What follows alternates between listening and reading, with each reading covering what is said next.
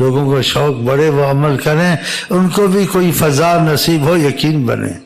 باتوں سے یقین نہیں بنتا ہے، باتوں سے وسوسے بھی آتے ہیں، یقین کمزور رہتا ہے۔ جب کچھ فضا بنتی ہے یقین بنتا ہے، جب کوئی فائدہ بنتا ہے یقین بنتا ہے، جب کچھ دیکھتا ہے یقین بنتا ہے۔ نامگہانی چیزیں ٹلتی ہیں اور ناممکن چیزیں ہوتی ہیں، یقین بنتا ہے۔ کچھ ہو تو یقین بنے نا، باتوں سے کوئی نہیں جڑتا، لیکن کچھ دیکھ لیتا ہے خود ہی جڑتا ہے، نہ بھی جڑاؤ جڑے گا وہ۔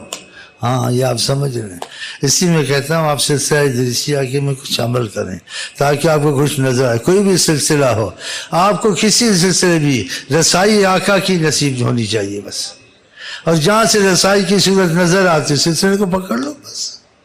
ہاں مطلب سلسلے نہیں ہے، سلسلے سے مطلب ہے حضرت محمد مصطفیٰ۔ طریقت کا واقعہ کہتے اس کو محسوس ہو رہا تھا، جو طریقت والا تھا، اختلاف ہیں، مصیبتیں ہیں، کیا سوچ چلتی ہے انسان کی، کہتے ہیں سوچ ہی رہا تو کہتا ہے حجابات ہٹے آقا جی نظر آئے، اللہ کا بھروسہ دیا۔ پھر یہ بتا بھروسہ تو اللہ کا ہوتا ہے، معاملہ اللہ کا ہوتا ہے، لیکن اللہ وسیلے بناتا ہے، شفا اللہ دیتا ہے، وسیلہ ڈاکٹر بنتا ہے، دوائیاں بنتی ہیں، پرہیزیں بنتی ہیں، اللہ کرتا ہے، رزق اللہ دیتا ہے، اسباب کرنے پڑتے ہیں۔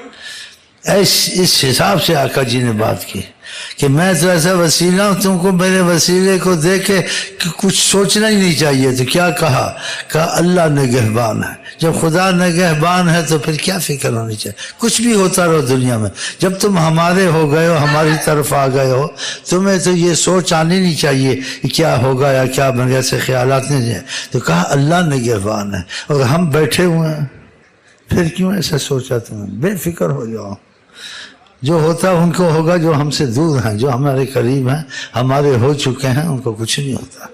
اور یہ آپ تجربہ کر لینا، اور آپ کا ایمان بھی ایسا ہونا چاہیے کہ جنہوں رب رکھے انہوں کون رکھے۔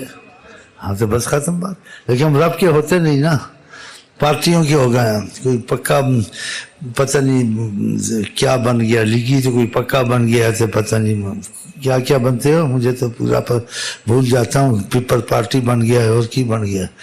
بنو ہم تو کہتے بس غلام مصطفیٰ بنو، تمہارے دونوں جہان بن گئے، ہم تمہارے دل اس طرف آئے نا۔